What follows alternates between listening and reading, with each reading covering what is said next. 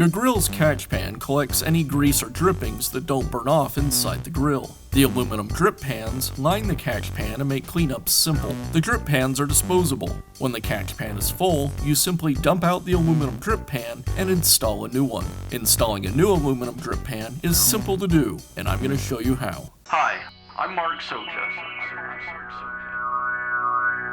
Do-it-yourself repairs like these are easier than you might think.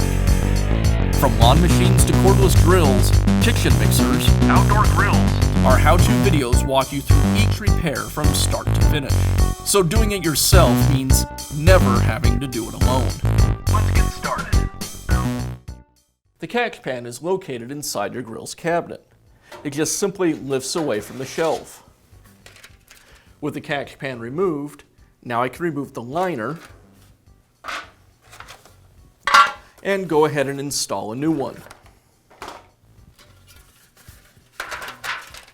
And now I place this assembly back into the grill. And that's how simple it is to replace the aluminum drip pans on your grill. Be sure to check back often for new videos and expert advice. If you found this video helpful, give us a thumbs up And leave a comment.